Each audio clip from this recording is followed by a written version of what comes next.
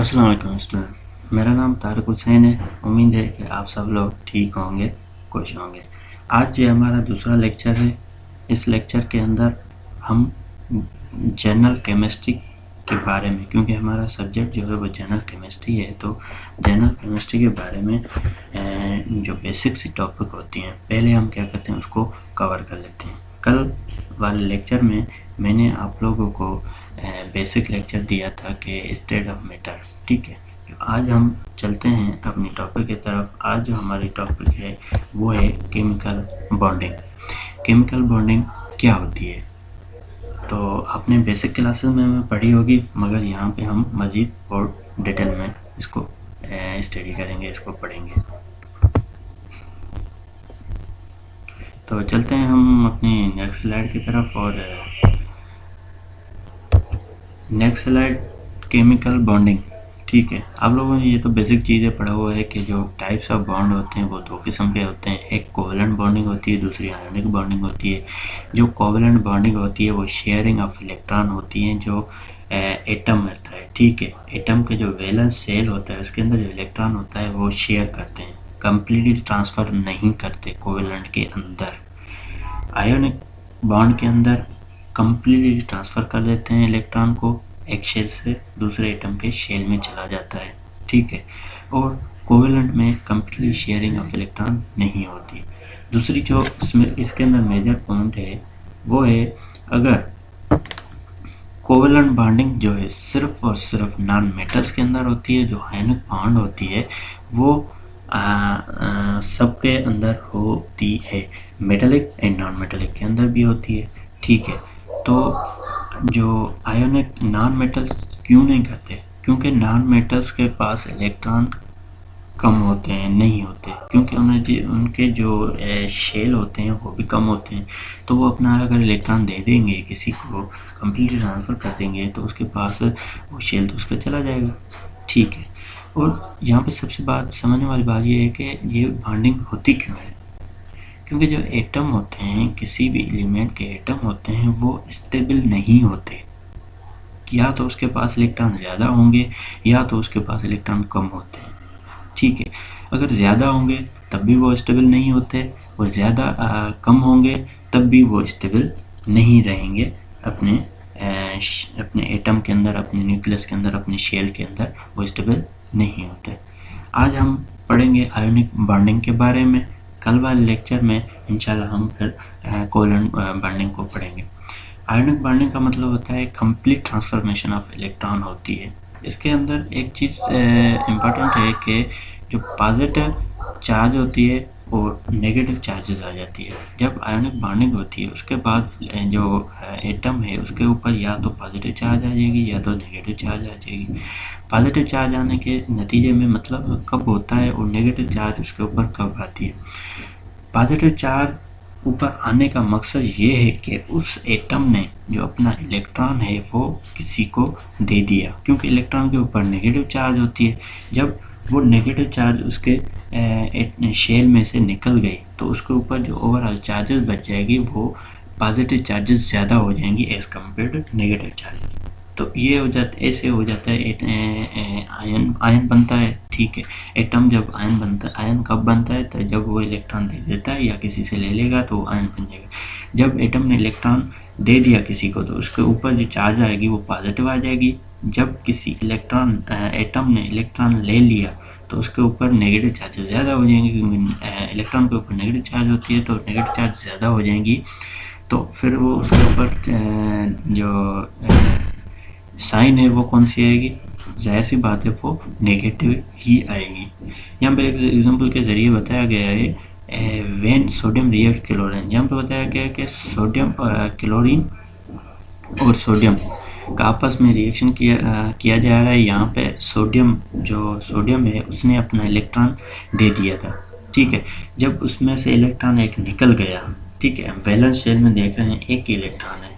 अब atom electron देता कब है और लेता कब है, ये यहाँ पे आप लोगों के दिमाग में सवाल आ रहा होगा। और ये समझने वाली चीज़ है कि इलेक्ट्रॉन जब देखता है मुझे किसी एक इलेक्ट्रॉन जाने से मेरा शेल कम्प्लीटली ख़त्म हो रहा है या डिलीट हो रहा है और मैं स्टेबल हो सकता हूँ, तो वो क्या करता है, वो अपनी कम एनर्जी के साथ गुजारा कर लेता है और जो इलेक्ट्रॉन है उसको दे देता है, अपने जो उसका वैलेंस शेल उससे अपनी जान छुड़ा देता है। जब इलेक्ट्रॉन किसी के पास ज़्यादा होते हैं, एक इलेक्ट्रॉन लेने से उसका काम चल जाएगा, ठीक है, उसकी स्टेबिलिटी बन जाती है, तो फिर वो क्या करते हैं, वो फिर इलेक्ट्रॉन लेते हैं, ठीक है। तो यहाँ पे देखें दूसरी फिगर में कि यहाँ पे इलेक्ट्रॉन एक था इसके शेल में और कोई भी नहीं है, तो दूसरा इसको लेना चाहे तो वो ज़्यादा लेने पड़ेंगे इसके, क्योंकि वैलेंस शेल में यहाँ पे ज़्यादा इलेक्ट्रॉन होंगे ना, यहाँ पे 8 हैं इसके दूसरी शेल में, तो यहाँ पे 12 हो सकते, 12 होंगे, ठीक है, वो हमें कॉन्फ़िगरेशन के थ्रू पता चलेगा, ठीक है। तो इससे ज़ाहिर सी बात है ज़्यादा ही होंगे, तो इलेक्ट्रॉन ये क्या करेगा, ये दे देगा, क्योंकि इतना इलेक्ट्रॉन इनको चाहिए, वो तो कोई एटम देगा नहीं, तो ये क्या करेगा, वो इलेक्ट्रॉन दे के अपने आप को एनर्जी लेवल कम करके स्टेबल हो जाएगा। तो ये उसने इलेक्ट्रॉन दे दिया, तो इसके ऊपर देखें पॉजिटिव चार्ज आ गया, क्योंकि यहाँ पे फिर प्रोटॉन ज़्यादा हो गए, क्योंकि प्रोटॉन के ऊपर पॉजिटिव चार्ज होती है, उसका नंबर ज़्यादा हो गया, इलेक्ट्रॉन का कम हो गया, तो ओवरऑल जो चार्जेस होगी, जो हुकूमत होगी, वो पॉजिटिव चार्जेस की ही होगी, ठीक है। तो ये एक एग्जांपल है। दूसरा एग्जांपल ये है कि क्लोरीन एटम, यहाँ पे क्या करे, वहाँ पे लॉस ऑफ इलेक्ट्रॉन, उसने इलेक्ट्रॉन दे दिया था, यहाँ पे इलेक्ट्रॉन ले लिया। जब इसने इलेक्ट्रॉन दे दिया, ले लिया, क्यों, क्योंकि इसके वैलेंस शेल में आप देखें, क्लोरीन के वैलेंस शेल में बहुत सारे इलेक्ट्रॉन हैं, तो ये क्या करेगा, जाहिर सी बात है, कोई इलेक्ट्रॉन एक ले ले, अपने आप को थोड़ा सा स्टेबल कर लेगा, इलेक्ट्रॉन देगा तो नहीं, इतना इलेक्ट्रॉन नहीं दे सकता ये, ठीक है। तो इसके पास जब इलेक्ट्रॉन इसने दे दिया, तो नंबर ऑफ प्रोटॉन ज़्यादा हो जाएंगे, इलेक्ट्रॉन अगर वैलेंस में कम हो जाएंगे, ठीक है, तो जाहिर सी बात है वो वहाँ पे फोर्स ऑफ अट्रैक्शन ज़्यादा इलेक्ट्रॉन का होगा, तो इलेक्ट्रॉन ऊपर जो चार्जेस आएगी, आयन के ऊपर चार्ज होगी, वो नेगेटिव होगी, ठीक है। तो ये तो आप लोगों को बात समझ में आ गई होगी कि नेगेटिव चार्ज कब होती है और पॉजिटिव चार्ज आयन कब बनता है और नेगेटिव आयन चार्ज कब बनता है, ठीक है। उसके बाद आयोनिक बॉन्डिंग का एक और एग्जांपल है, यहाँ पे 2 एटम्स हैं, ठीक है, सोडियम एटम है और क्लोरीन एटम है। अब यहाँ पे देख लें आप, ठीक है, सोडियम के पास एक ही इलेक्ट्रॉन है पूरे वैलेंस शेल में, ठीक है, तो इसके क्लोरीन के पास बहुत सारे इलेक्ट्रॉन हैं, तो ये अपने सारे इलेक्ट्रॉन तो दे नहीं सकता, और ये इतने सारे इलेक्ट्रॉन इनको चाहिए, वो कोई इसको देगा नहीं, तो ये बेहतर डिसीजन यही होगा कि ये क्या करेंगे, ये एक अपना इलेक्ट्रॉन देके अपना वैलेंस शेल ये ख़त्म करके, डिलीट करके, इसको एम्प्टी करके खाली छोड़ देगा, और अपने आप जितने भी इसके अंदर दूसरे इलेक्ट्रॉन हैं, दूसरी शेल हैं, उसको स्टेबल बना लेगा, ठीक है। इसके पास आ जाएगा तो क्लोरीन भी स्टेबल हो जाएगा अपने हिसाब से, ठीक है। तो यहाँ पे देख लें, इसने सोडियम ने इलेक्ट्रॉन दे दिया, तो इसके ऊपर चार्जेस कौन सी आ जाएगी, पॉजिटिव, क्योंकि इलेक्ट्रॉन के ऊपर नेगेटिव चार्ज हो गए, इलेक्ट्रॉन चला गया तो नेगेटिव चार्ज एटम के ऊपर से कम हो गए, तो पॉजिटिव चार्ज ऐसे बढ़ जाएंगी न्यूक्लियस में से, तो इसके ऊपर जो चार्जेस है वो पॉजिटिव होंगी। और अब क्लोरीन के ऊपर आ जाते हैं, तो क्लोरीन में बहुत सारे इलेक्ट्रॉन हैं वैलेंस शेल में, तो एक इलेक्ट्रॉन इसने ले लिया, तो यहाँ पे इलेक्ट्रॉन भी थे, प्रोटॉन भी थे, कोई चार्ज नहीं था। जब इसके पास इलेक्ट्रॉन आ गया, तो इसका मतलब है प्रोटॉन तो वही रहे, तो प्रोटॉन के ऊपर पॉजिटिव चार्ज होती है, इलेक्ट्रॉन के ऊपर नेगेटिव चार्ज, तो जो इलेक्ट्रॉन होंगे वो ज़्यादा हो गया एक, तो इसके ऊपर जो ओवरऑल चार्ज आ जाएगी वो नेगेटिव चार्ज आ जाएगी।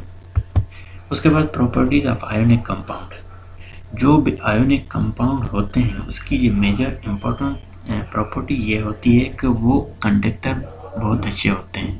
मोल्टन फॉर्म में अगर उस आयनिक कंपाउंड को लें तो उसमें से इलेक्ट्रिसिटी आराम से पास हो जाती है, मतलब कंडक्टेंस जो है वो इसकी बहुत ज़्यादा होती है, ये इसकी एक अच्छी खासियत है, प्रॉपर्टी है। दूसरी है, मोस्ट जो आयनिक कंपाउंड होते हैं वो सॉल्युबल होते हैं वाटर के अंदर, बट इनसॉल्युबल ऑर्गेनिक सॉल्वेंट के अंदर इनसॉल्युबल नहीं होते। जैसे फॉर एग्जांपल ये बताया sodium chloride is soluble in water, ये देखो वाटर के अंदर तो सॉल्युबल हो रहा है, मगर ऑयल और पेट्रोल जो ऑर्गेनिक सॉल्वेंट है उसके अंदर ये डिसॉल्व नहीं हो रहा, अपने आप को डिसॉल्व नहीं करेगा। उसके बाद इसकी जो दूसरी इम्पॉर्टेंट प्रॉपर्टी है वो है आयोनिक बॉन्ड जो होते हैं उसके अंदर जो इलेक्ट्रॉन होते हैं वो फोर्सली होते हैं, मतलब एटम कोई भी स्टेबल हो गया तो ठीक है, स्टेबल होने का मतलब है वो खुद को अपने आप को स्ट्रॉन्ग बना लिया। तो जब कोई भी आयरन कंपाउंड स्ट्रॉन्ग हो जाता है तो उसकी melting point and boiling point बढ़ जाती है। ठीक है, एग्जाम्पल के ज़रिए यहाँ पे समझाया गया है कि सोडियम क्लोराइड है, ठीक है, उसका आयरन कंपाउंड जिसकी मेल्टिंग पॉइंट जो है वो 8001 degree and boiling point of 1570 degree, ये इसकी मेल्टिंग पॉइंट होगी और ये इसकी बॉइलिंग पॉइंट होगी।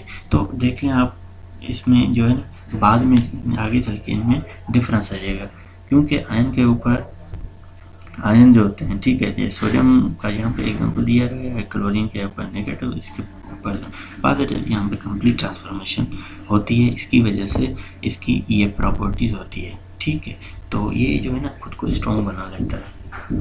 तो आज के लिए आयनिक बॉन्डिंग हमने पढ़ ली। ठीक है, कल हम उसको जो है कोवेलेंट बॉन्डिंग पढ़ेंगे। आज के लिए शुक्रिया, थैंक यू।